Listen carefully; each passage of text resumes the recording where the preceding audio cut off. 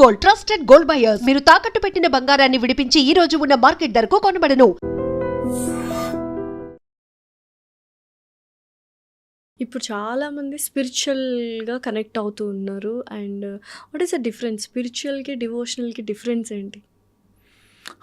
Word games అండి. నేను I feel స్పిరిచువాలిటీలో ఆర్ రిలీజియస్గా, డివోషనల్ రిలీజియస్గా ఉంటే నేను వేరే, దేవుడు వేరే అనే ఒక సెపరేషన్ ఉంది. ఇంకా ఓకే, ఎప్పుడైతే స్పిరిచువల్గా అంటామో నేను భగవంతుడు ఒకటే, ఐఎమ్ జస్ట్ ఆ ఎక్స్పీరియన్స్ కోసం waiting.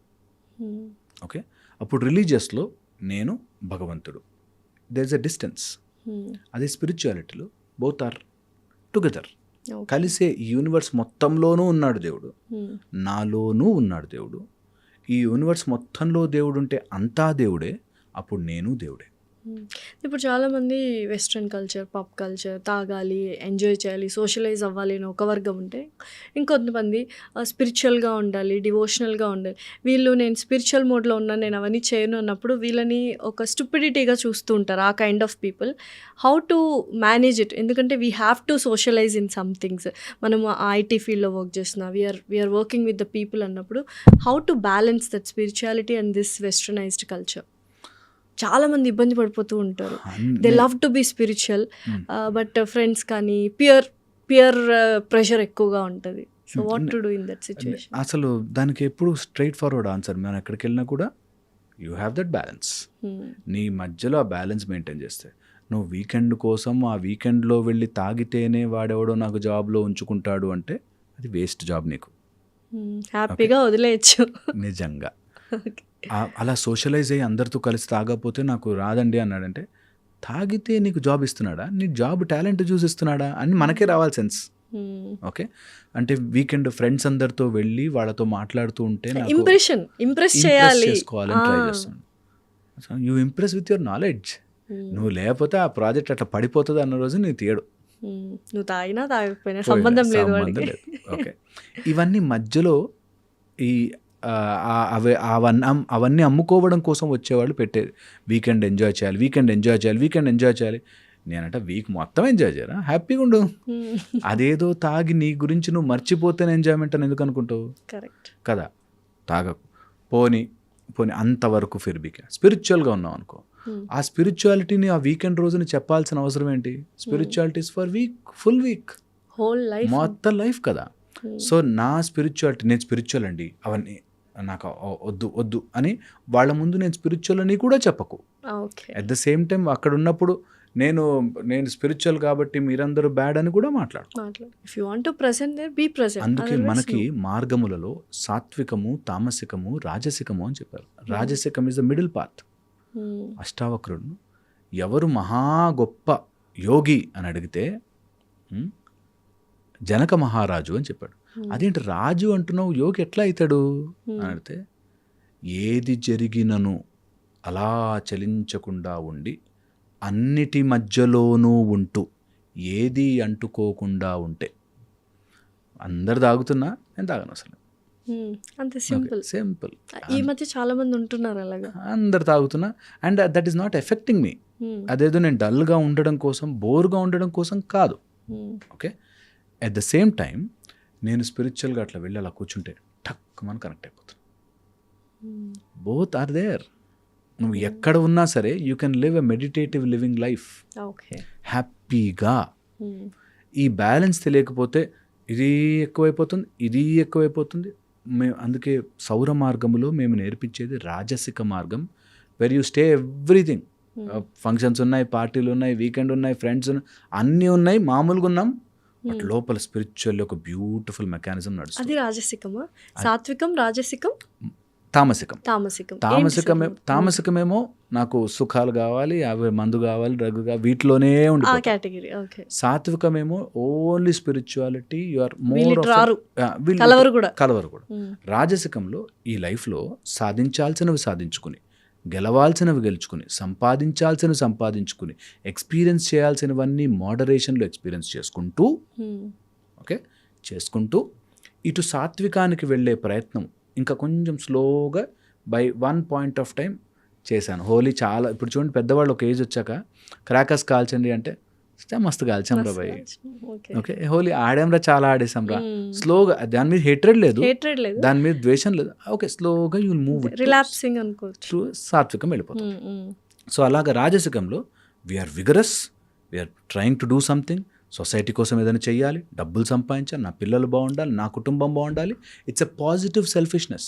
And at the same time స్పిరిచువల్గా నన్ను నేను కనెక్ట్ చేసుకుంటూ ఉండాలి. This is very good. రాజసికంగా ఉండాలని చాలా మంది అనుకుంటారు. రాజసికంగానే ఉండాలి బికాజ్ వీఆర్ ఇన్ కలియుగం వేరే అన్నీ కావాలి. అది నన్ను తీసుకోకూడదు. నాకు మందు కావాలి వేరే, మందుకి నేను కావాలి వేరే. ఆ రవ్వగానే తాగకపోతే ఇట్లా నరాలు లాగుతున్నాయంటే మందు నిన్ను కోరుకుంటుంది. నువ్వు మందు కోరుకోవడం ఈజ్ డిఫరెంట్. ఫస్ట్లో అలాగే ఉంటుంది. ఎనీ వ్యసనం స్టార్టింగ్ అలాగే వస్తుంది. నా ఎంత తాగినా నాకు ఎక్కదు బాస్. వాడు ఫుల్ తాగేసినా స్టడీ అంటుంటాడు. ఫుల్ తాగినా కూడా అంటే నాకు ఇంకెక్కలేదు అని నన్ను ఆడిపిస్తుంది మైండ్. సో అందుకని అటు టూ మచ్ తామసికం వెళ్ళిపోతే అది నిన్ను కబ్జా చేస్తుంది. ఇటు టూ మచ్గా సాత్వికం వెళ్ళిపోయినా ఇప్పుడున్న లోకంలో నువ్వు అన్నీ చేసుకోలేవు, మింగలేవు, బ్రతకలేవు. కాబట్టి రాజసిక మార్గం easiest and preferable method. Okay definitions ఒక్కొక్క బుక్లో రాజసికం ఒక్కొక్కలా ఇచ్చినా నేను చెప్పే డెఫినేషన్ ఫాలో అయ్యి చూడండి. దట్ ఉద్యోగం చేస్తా, నా పిల్లల కోసం మంచి భవిష్యత్తు ఇస్తా, డబ్బులు సంపాదిస్తా, నేను నా ఫ్యామిలీని బాగా చూసుకుంటా, వైఫ్తో ఆనందంగా ఉంటా, హస్బెండ్తో ఆనందంగా ఉంటా, ఆస్తులు తెచ్చుకుంటా, డబ్బులు సంపాదించుకుంటా, ఎవరికైనా సేవ కావాలంటే సేవ చేస్తా, ఎవరికైనా నిజంగా పువర్ పీపుల్ నీడి ఉంది ఇస్తా, అన్నీ చేస్తా. అట్ ద సేమ్ టైం లోపల ఎక్కడో ఎన్ని చేసినా ఇవి ఏం నావి కావురా, ఒకరోజు టక్ మన లైట్ ఆఫ్ అయిపోతుంది వెళ్ళిపోవాలి అనే ఫుల్ స్పృహతో ఉండాలి. Okay super. హరీష్ గారు, ఇప్పుడు చాలామంది కొన్ని భయాలు ఉంటాయి. ఇది నా బిగ్గెస్ట్ ఫియర్ అనుకుంటారు. అది జరుగుతుందని భయమా, లేకపోతే అది వాళ్ళు మైండ్లో క్రియేట్ చేసుకున్నదా? భయం ఎప్పుడు మైండ్లో క్రియేట్ చేసుకున్నది. When you are in present there is no fear. Okay భయం ఎప్పుడూ కూడా any kind of fear your mind hallucinates it, creates it, makes it big. అప్పుడే వస్తుంది భయం. మిగతా వాటన్నిటికీ మనం రెడీ ఉన్నాం, మన మైండ్ నమ్మనివ్వదు. ఒక దయ్యం సినిమా చూసొస్తే నిజంగా వెనక నుంచి చేయి పట్టుకుంటుందేమో అని నీ మైండ్ నమ్ముతుంది కాబట్టి భయపడతాం. అది చాలాసార్లు జరుగుతుంది. అంటే దయ్యం సినిమా చూసిన ఆ రోజు నైట్ చాలా మంది భయపడతాం. Obviously we know it. అది స్క్రీన్, అది బొమ్మ, వాడెవడో సినిమా షూట్ చేశాడు, అక్కడ ప్రొజెక్ట్ చేశాడు, ప్రొజెక్టర్ వాడు కూర్చుని ఉన్నాడు, అందరూ కూర్చున్నారు, ఆ దయ్యం నిజం కాదు, అయిపోయింది, ఇట్స్ ఎ సినిమా అని తెలిసి కూడా నీ మైండ్ మళ్ళీ చీకట్లోకి వెళ్తే నమ్ముతుంది. అది మన మైండ్ క్రియేట్ చేసుకున్నదండి. Any fear, any anxiety is mind created. Dot and dot. ఎప్పుడూ భయము లేని దాని గురించే.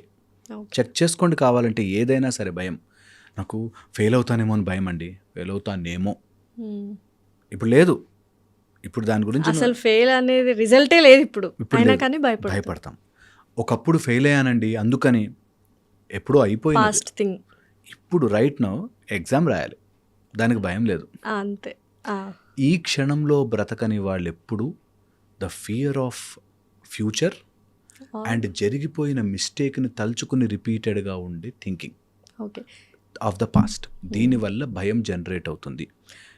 నిజము భయము హార్డ్లీ మనకి 1-2% కూడా యూజ్ అవుతుంది లైఫ్లో.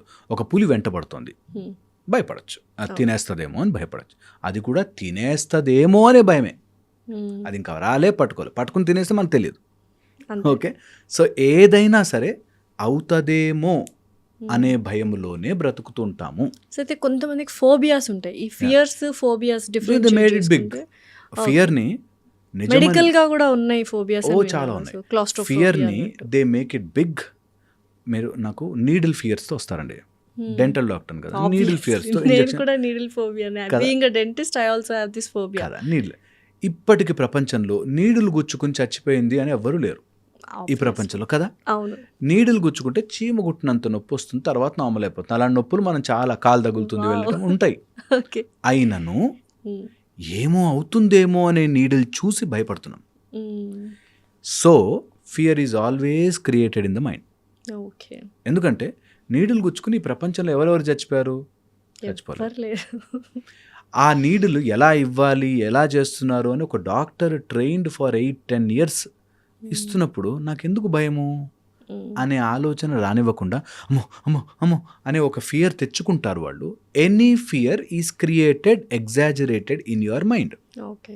అది ఫియర్ రాగానే జరిగే ప్రాసెస్లో ఫస్ట్ మన విచక్షణ బ్రెయిన్ ప్రీఫ్రాంటల్ కార్టెక్స్ కొట్టేస్తుంది.